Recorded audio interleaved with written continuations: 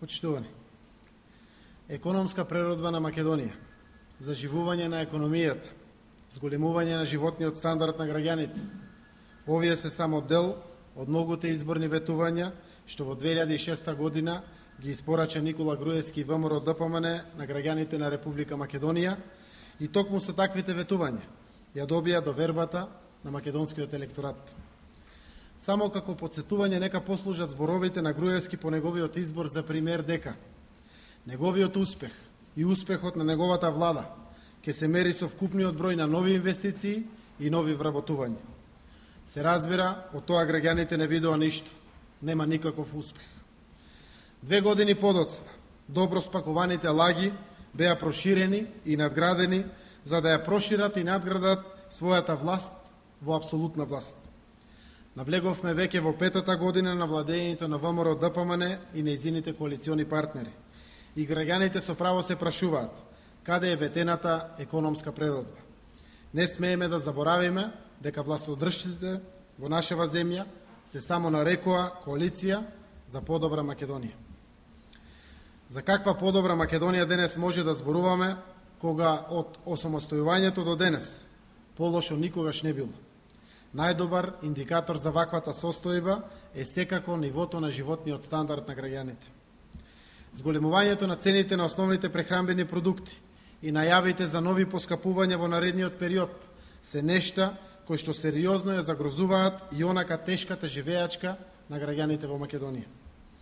Би споменал само неколку показатели, но вистинити факти кои ги одбележаа 4 години власт на Никола Груевски. Прво, од 2006 година до денес струјата поскапела за рекордни 39%. Второ, водата во Скопје е поскапена за досега незапаметени 100%.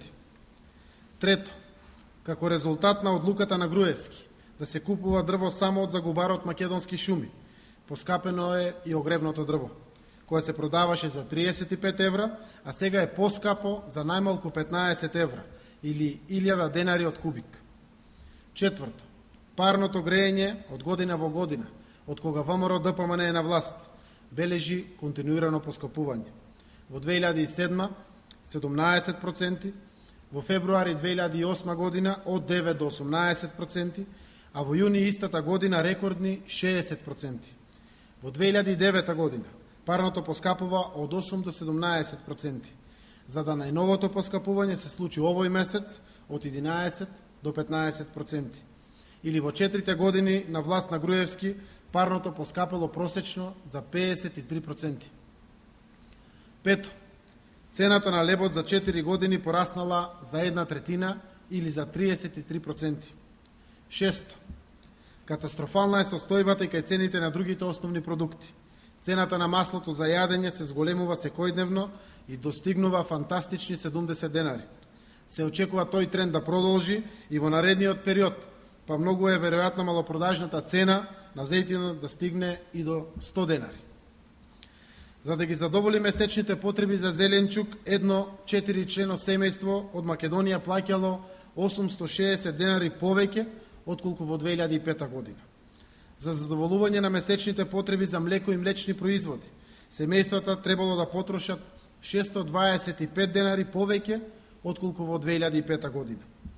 Објективните анализи покажуваат дека најмалку 50 евра повеќе требало лани да одвои едно просечно македонско семејство за основните прехранбени производи во споредба со 2005 година. Конечно, статистиката покажува дека 10 од вкупно 12 основни прехранбени производи од потрошувачката кошница во изминатите 5 години континуирано поскапувале. Господине Груевски, се прашувате ли зошто, според истражувањето на американскиот Newsweek, Македонија не е меѓу 100 земји во светот најпогодни за живење? Замислете, Албанија е 57, а да не зборувам колку понапред се останатите соседи. Нас не нема никаде. Време е да се свртите кон луѓето, оти и тие имаат фамилии, немате само вие.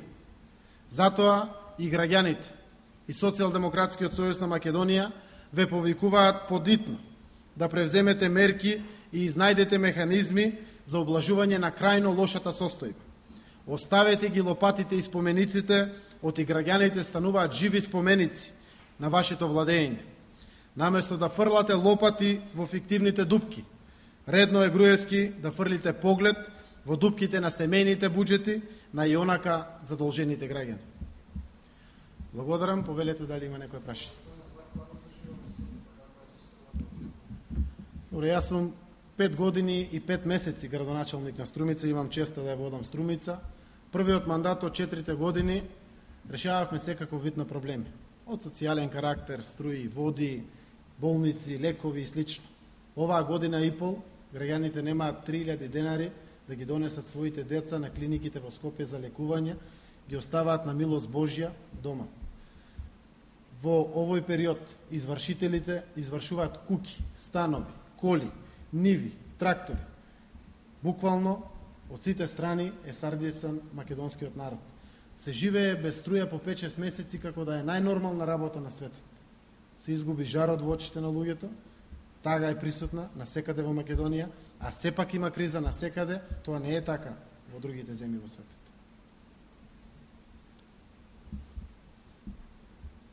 Други прашања? Благодарам многу.